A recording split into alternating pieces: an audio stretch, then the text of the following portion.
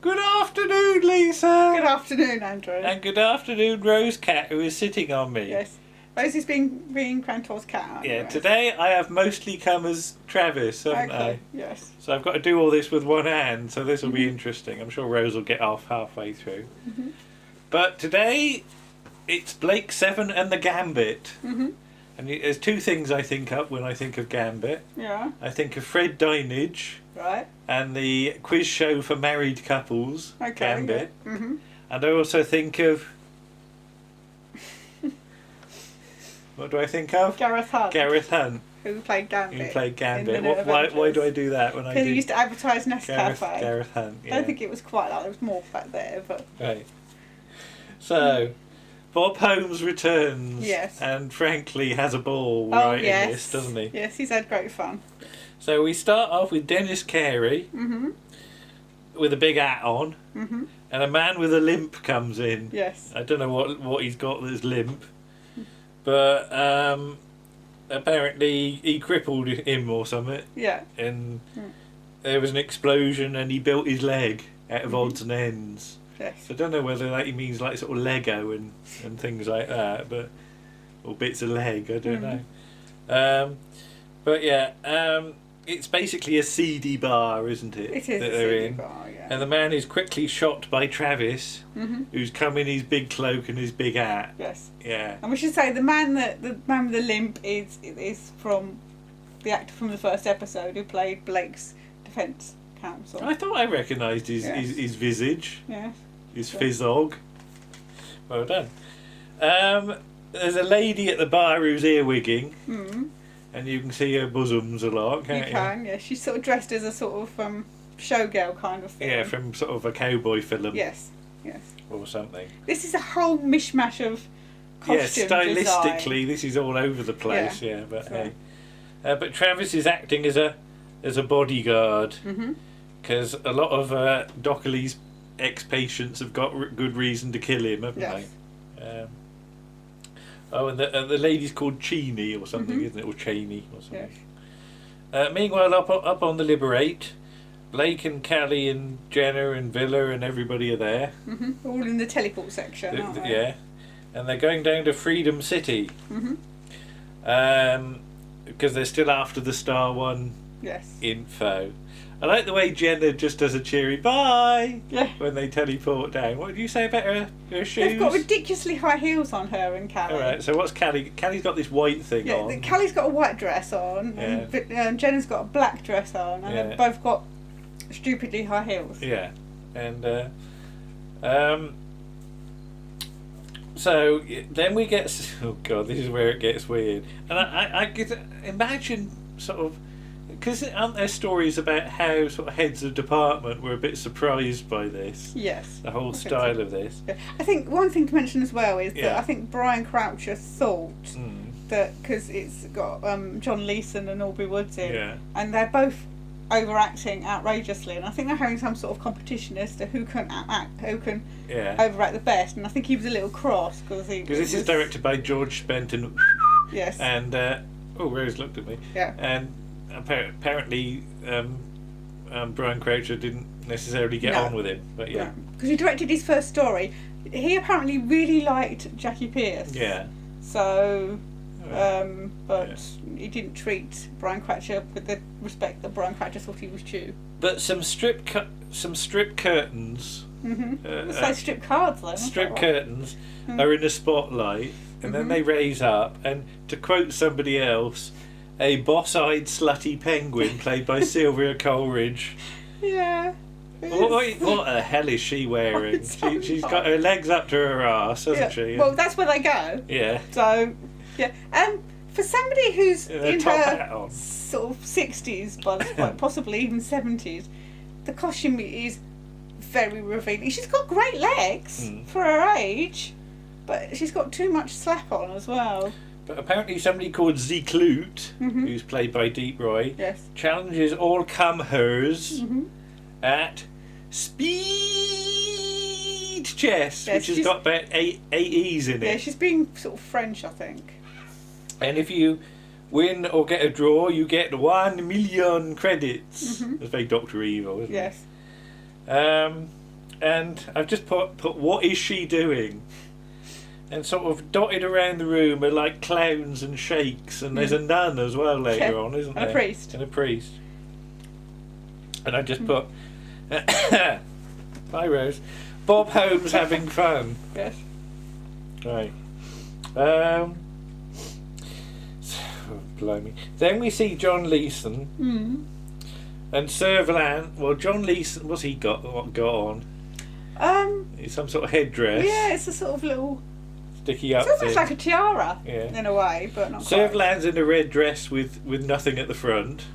No. Well, I mean, she has. She's showing off more chest than she's shown before. And she's got a big frill at the back. Yeah. She's like a lizard. I said she's come with a red scallop. Yeah. And there's a man with a nose that I thought was false, but it might not be now. It's not. It's not. It's just a result of a lot of drinking. It's a real W.C. Fields job, isn't it? Yeah. Who was he? I've forgotten who he was. Jerry All right. Isn't it? I think you wrote it down. Jerry Air.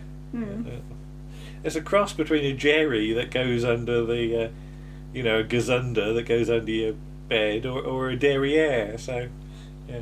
And Audrey Woods. Remember Audrey Woods, the well-known actress? Aubrey Woods, who's all silvery. Yes. And he's a sort of space humbug, isn't he? Yes. He's dressed like the Prince Regent, so he's basically got. It's not really Regency, but it's sort of late 18th century. Outfit on. And he's got a magic mirror that he can talk to people on, hasn't he? And a cat. And a cat who's very good at acting, actually. Yeah. Good acting cat. And I said, how many pillows has he got on his bed? Too many pillows. You'd be like chucking them off for 10 minutes. We could get in. So Servalan swans in and sort of drapes herself on the bed. Yeah, she looks really uncomfortable.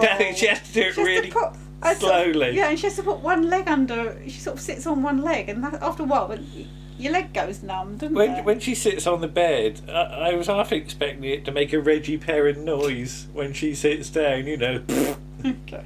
And I wouldn't have put it past him at this rate. So Crantor can offer a subtle satisfaction, apparently. He's got a load. Is it time for a sweet meat? Oh right, yeah. He's got various sweet meats, hasn't he? That he feed me a sweet meat. Show it off on the camera. It's a jelly baby.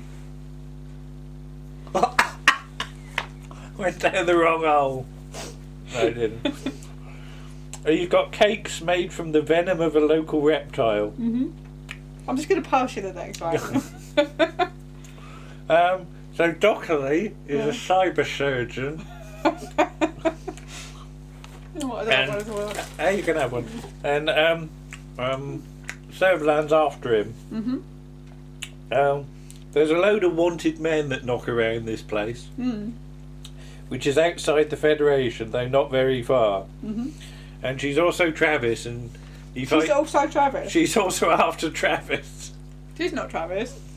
That's Brian Croucher. And when Travis's eye patch is brought up, Crantor just has a giggle, doesn't he? How quaint. Because you think that's a strange fashion choice. Yes. So he goes on about strict neutrality, which works both ways, so Servalan will not be impeded. And she's after insurrectionist elements, so, like Blake, basically. So he mentions his casino he's got, which makes 4 million credits a week. Because she offers him 3 million, doesn't she, to start with? Hang on. What, for Docholli? 2. And then says, they have a bit of a barter. He says 10, and they agree on 8. 8 for Travis and Docholli. Yeah. So she swans off and says, I am in room 100. And he says, I know. And he says, I know, and I put, way! I'm not sure I don't really see it, but hey. So in comes Toys, who's John Leeson, and Crantor's mostly concerned about his headgear. Yes. Not being relevant. It looks a little heavy, he says. But he says how his Prince Regent get-up suits him, sir, basically. Ooh, so there's talk about Mardi Gras. Yeah. Ooh, see, I can do that. So the fact that Servalan was willing to pay so much. I've got to do the over the acting. Yeah, over the acting. The over the acting. Okay. So so there must be an important Federation secret. Okay. So if they extract it, then they could give the body over later. Yeah. So Villa's got a little handheld chess game in his hand. That's where you put them, isn't it? Yeah. And he says about this place has got everything a man dreams of. And they make it's a good point actually, that if it was a desert, and it was dangerous and it was hot, Blake would have sent them down instead, wouldn't he? And that is very true. You can bet on it. Bet the casino, the big wheel. So Avon suggests that they bust it, right? Basically. So if they go down and take Aurak with them, because Aurak could read the casino computer. Yes. And Villa says, I could almost get to like you, Avon. And Paul Darrow sounds like he's got a bit of a cold or something. He's a bit sort of... Is he a bit bunged up? He sounds a bit bunged up, yeah. Maybe it was acting, I don't know. Maybe. Villa says about he gets a warm feeling in his money belt. So there's a point actually that was never really predicted. They're still hawking great lumps of cash around at this point. So they say cash is going to go out of fashion, but not in the Blake 7 universe. But they could do it in an hour, basically. Okay. Aurak's a bit big. So this is a real plot conveyance. Yeah, I know. Do you remember Shrinky Dinks? Shrinky Dinks, no. Shrinky Dinks were I think they were sort of plastic things. Right. And you'd colour them in. Right. Little squares, and you put them in the oven. Okay. And they'd shrink down. No. And this was a very 1979 thing. Okay. I had a Tom and Jerry Shrinky Dink. Okay. All right. Okay. So Avon asks whether Aurak could do an impression of a Shrinky Dink, basically, and implode himself. And Aurak says, "Of course I can." Well, of course. How does he do that? I don't know. There's no explanation at all. No. So that's just like Robert Holmes is like, I need to shrink Aurak. He reduces himself to a little box. Yes. Though I do like this mini Aurak model. Yeah, I like a mini Aurak. And I wrote down, why didn't they market these? Yeah. Or somebody now market mini Auraks that light up. Yeah, we'll buy a mini Aurak. You have little LED flashes in them. Yeah. And I'd have one. So Docholli is drunk and is carried away. A good game to play in this is to look at all the coloured drinks. Yes. Isn't there? Because the pale blue ones look revolting. There's blue that you can't see through. Yeah, it's just like milk, I don't trust drinks you can't see through. I think it's just milk. There's yellow, which looks suspicious, and there's green. Isn't the yellow one, is that the Vitasade that Travis has? Well, I'm just coming to that. Smoking. Travis sachets in and asks for, I'll have a Vitasade. So that's just Lucasade with a different name. I wonder if it comes in a crinkly bottle with all yellow cellophane around it, and Travis has it if he's feeling umpty, But he says about he's a hero and he's got a noble nature because he rescued Docholli. So then Travis wanders outside to be on film, doesn't he? And he's collected by Crantor's rubbish collectors, who are headed by Bill Filer from the Claws of Axos. Paul Grist. As what? Cheverdick. Or yeah. Cleverdick, yeah. At this point, because there's a bit later when they meet up again and Travis gets the upper hand, but he doesn't even really do anything. He just no, it's very badly shot.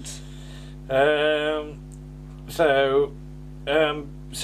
says this is a cesspit, isn't it? She don't trust Crantor. No.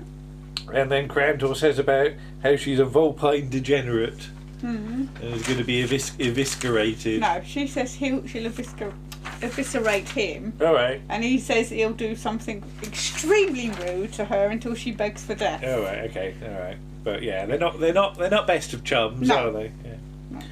But Servalan's got a swing bed, hasn't she? She has, yeah. Which swings backwards and forwards. And her little nose man. Little nose man's rocking. Little nose man.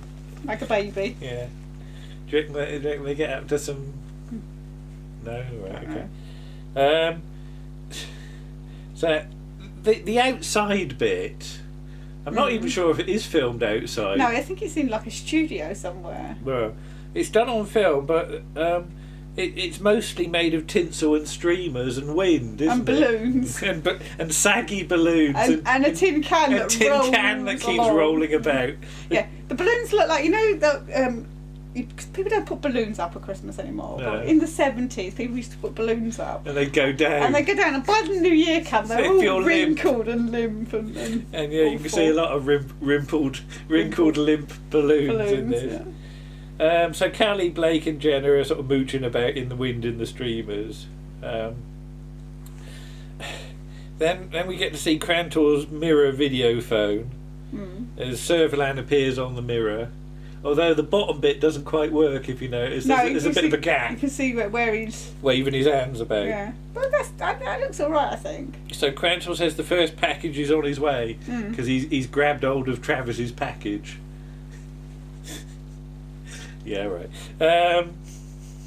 He offers her some more forms of diversion. Can I have another sweet? No, yeah, I'm not putting it in. You can do it yourself. Wait, do it yourself. No! Oh. Not hygienic. Okay.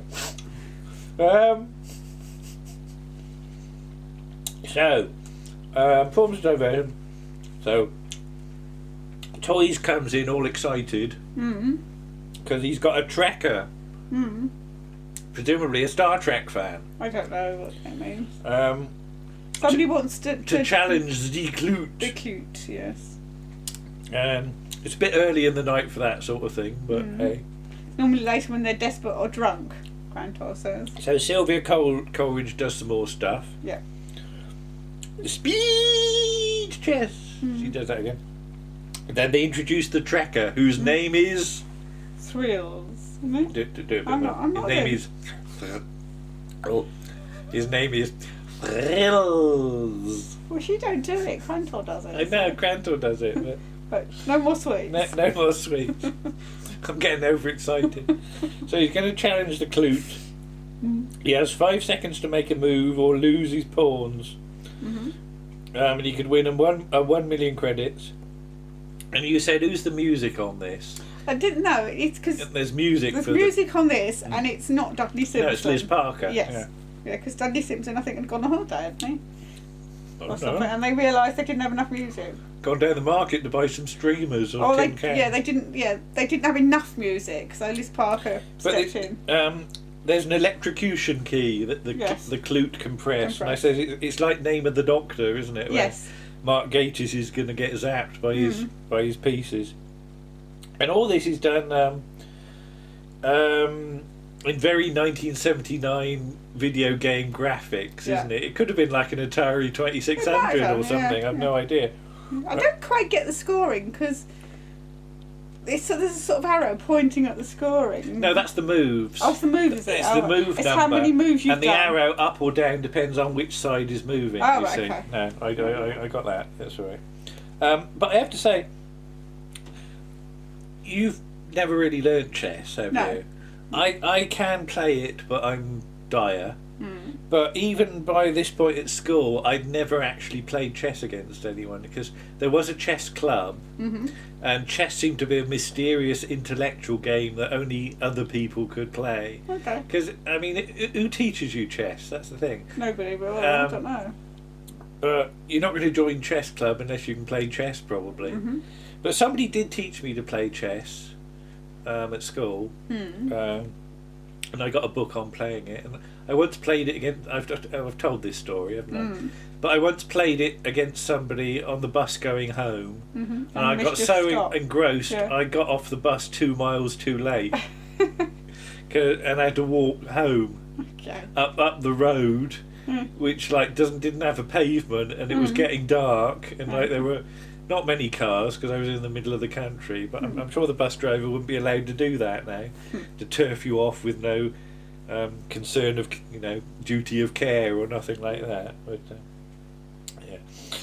I can't remember what the bus driver's face was like. Here's the thing, right? Because I always obviously you'd sit behind the bus driver, Yeah. but I always remember being fascinated by his wrinkled neck. Okay. He had a wrinkled neck. Okay. There you are. I never told you that before, No. have I? But the Clute wins, and he goes. He Do his laugh. He does his Mr. Sim laugh. I can't do it. Because he goes, ha ha ha ha ha ha ha ha. That was a bit Irish, wasn't it? I don't wish to imply Deep Roy is Irish. Like that, but less Irish. Like that, but more like Deep Roy. Yes.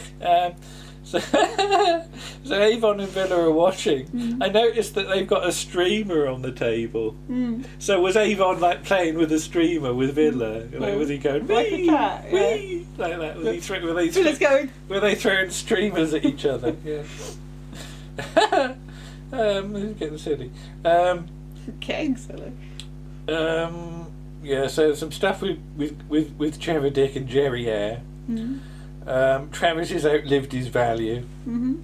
He's obsessed with killing Blake. So they've got Blake. They've got Travis, and they disconnect his arm. Yeah. And put a berm in it, don't they? A grenade. Yeah. Crantor's earwigging all this with his cat, isn't he? I don't know what the cat thinks of it. But see, Sutherland says. Take the pin out of the grenade and put it in. Yeah. But then later on, it's not primed. Primed. I don't know. So, perhaps he pulled the wrong pin out. Perhaps there were two. Don't worry about it. So yeah, if Travis goes to Docholli to get his arm fixed, and he takes his arm off, it'll go kablooey, won't it? So Travis's. There's only one. Travis wakes up. He wants Docholli.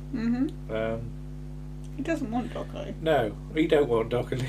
He notices his arm is working. He's not working. Oh dear. So Crantor says he's got the second part of the shipment, but that's a fib. But it's to buy time, basically. Yeah. So Travis is sent away not with a flea in his ear, but with his cloak on, isn't he? Bomb in his arm. In a berm in his arm. So the Liberator lot are at the bar. Callie put some white stuff in her glass of green, and it sort of fizzes a bit. Oh yeah, didn't even notice that. And I wondered whether it was Andrew's liver salts. Maybe. God, that would taste revolting. I know. It's probably actually icing sugar by the look of it, but yeah, it made it look horrible. So do they need work at the big wheel? The girls have got class, apparently, says Jeannie. And Clever Dick turns up and cops a field with two ladies at once, doesn't he? He's good at that. He's I don't think the ladies are impressed by him, though. Is he a bit sleaze? A little bit sleazy, yes. So he asks about Docholli, otherwise known as Klein.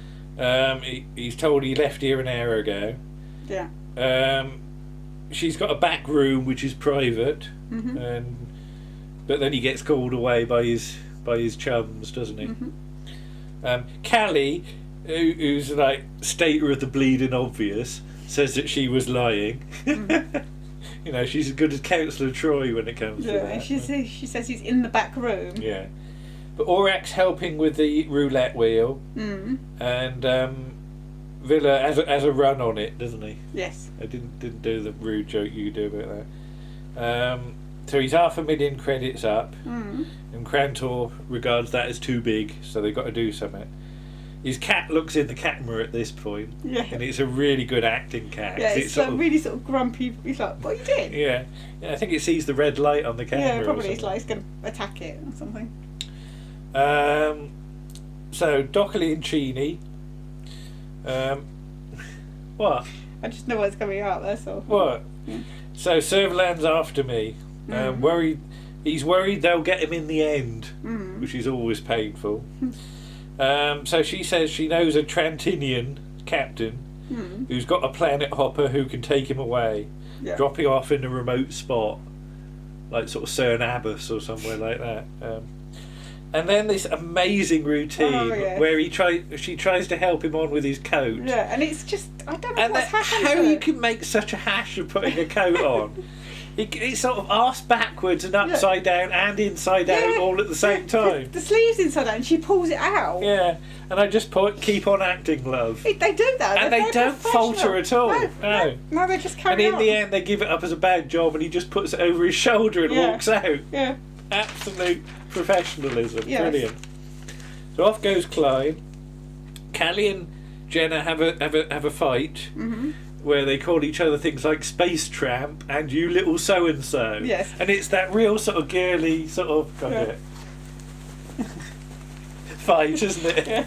I believe there's a cut there. Yeah. Because I think Robert Holmes wrote something a little ruder and Chris Boucher or somebody went, you can't use those words. Use those words, yeah. So Blake goes into Chini's back room and he finds his medical toolbox, and I meant to say surgical kit. Yeah. I like the idea of a medical toolbox. So they go outside where the tin can is having a good old clatter up and down, and look at the limp balloons. And Servalan and Jerry are. Have a bit of discussion about the plot explanation. A little bit of plot dumping there going on. Which actually made me more confused. Yeah. Listening to all that. It was meant to make things clearer, but I just ended up being confused. But this is all about the secret of Star One again, isn't it? Mm-hmm. Rose Cat was watching Servalan at this point. I think she liked the red thing. No. And she's going to shut down Freedom City. Yes. Because basically she says that if Krantor finds Docholli and extracts the information, she can then use that because it's like a state secret, so she can use it to have him executed and move in on Freedom City, basically. So Blake and Co see Travis. Krantor and Toys are watching Villa, not cottoning on to the dirty great communicator that Avon is talking into and the dirty great communicator that Villa is listening to. I mean, how blind are they? They're like, well, he's got his arm up there, what is he doing? Yeah, for God's sake. So they're 4 million up. Avon's ready to bottle it. And I said, who is the nun there? Is she like from the Order of the Gambling Nuns of St. Tarrant or something like that? You know. So Chevedick goes after Travis.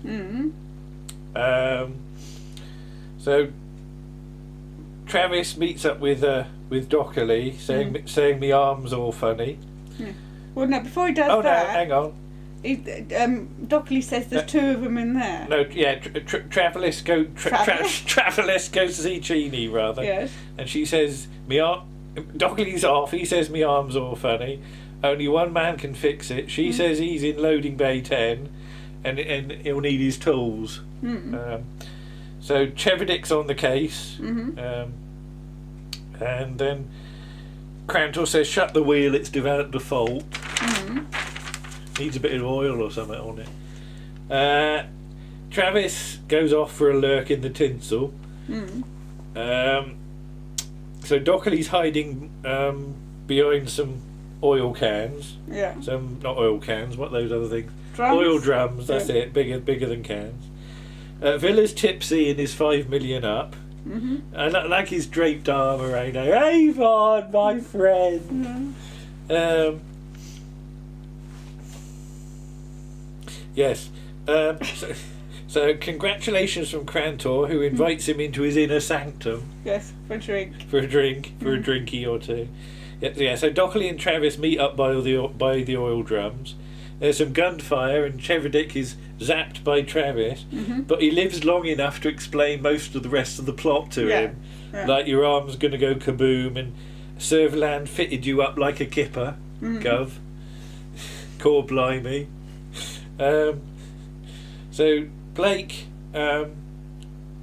says to Docholli, I want the information on Star One. Docholli says you're going to be disappointed. Krantor and Villa come out of the inner sanctum, and Villa's going to play speed chess. Avon spits out his ready brek at that point, doesn't he? So double the winnings if he wins to 10 million. Avon has a little word with Villa. Villa sits in the chair and then suddenly sobers up. Yes. And realises he's been tricked. But if Villa plays along, Orac will dictate the moves. Mm. So Docholli goes on that he never knew the secret of Star 1, but the 30 technicians that he worked on did know, but he had to erase their minds. Yeah. Travis's arm is removed. I love the way it's, even with a cloak on, it's obvious that his arm is like an arm further out than it should be, because he's still got a real arm with the it's made out of an old drain pipe or something, isn't it? Like, it's really basic. It's not even got any skin on it, you know.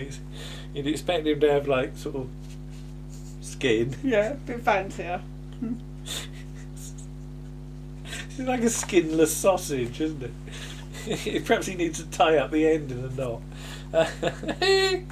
I've got a rude mind. So, yeah, hang on. Yeah, so he worked on 30 technicians that were going to work on...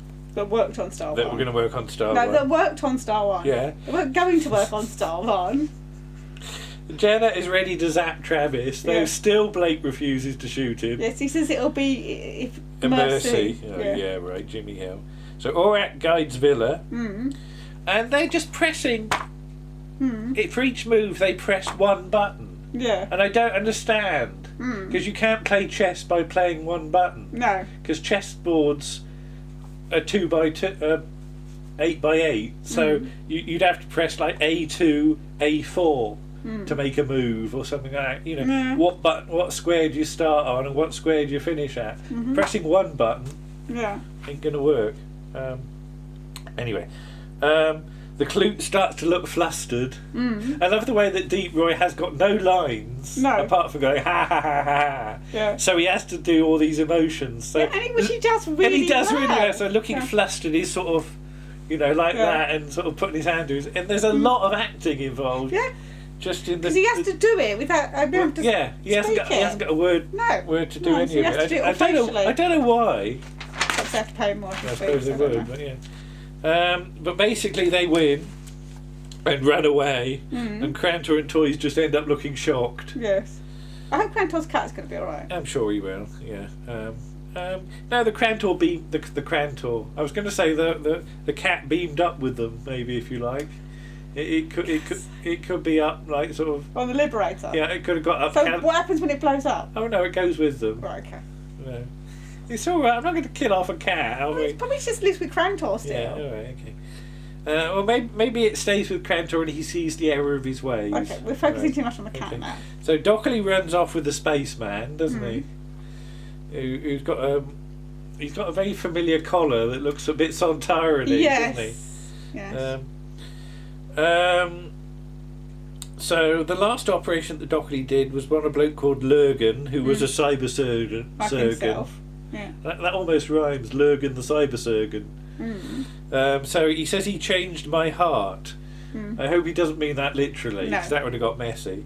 And he went off to the planet Goth, where he had a chieftain had his brain print on a thong. Because they did a print of his brain. A copy of his brain. Yeah. And he's got it on a thong. Or perhaps it's his head. And I'm going to say thong again, because I said round his neck, thankfully. It wasn't anywhere else where you'd have a thong. So Avon and Villa have beamed back up, and Villa's hiding all the money in the nearest drawers, isn't he? Like, because there's a load. I don't know where he's shoving it under by the teleport. Under the desk. Yeah, like there's like I don't know. Has he got drawers or like a storage space? No. So Blake and Co come back up. Welcome back. And Avon and Villa are like really suspicious, aren't they? Oh, you're back! Yeah. What have you been up to? Had a sleep, played some chess. Nothing really. Yeah. it's like they've held a party whilst they were and like invited all their space chums and like they need to get yellow pages in to clean it up. You know, get the scratch off the table. Yeah, that's right. And Orac goes back to normal, making a really obvious whooping noise. Well, where does the little box go that he was in? I don't know, he sort of eats it or something. Because it's not there, is it? I thought the box would get bigger as well, but it doesn't. It's like... Orac's bust out of his box. He's developed so well suddenly, like he's bulged out. and they've had a real quiet time, and that's it. Gosh. What do you think of that? It's incredibly silly, isn't it? It is. Yeah. It is, yeah. But it's such a fun episode. It really is fun, yeah. I mean, even as a standalone one, I mean, I don't know what people... If somebody saw this as for their first exposure to Blake Seven... You'd be I don't utterly know, confused. What the hell would you make of it? Yeah, but utterly confused. Yeah, I mean, everybody's having fun. Perhaps too much fun. Yes. Yeah. Yes. Yeah, I think the only one... we sort of come back to earth with a real crunch next week, don't we? Yeah. Because that's the keeper, isn't it? Yeah, I think the only one that's actually being a little bit more serious, when he's acting, is Brian Croucher, and I can sort of see, he's like, I'm giving this my best and you're all peeing about. But yes, I did enjoy that one. So there we go. Yes, so we'll be back next week. That's Blake Seven and the Gambit. Yes, for the keeper. Right. Bye-bye. Bye.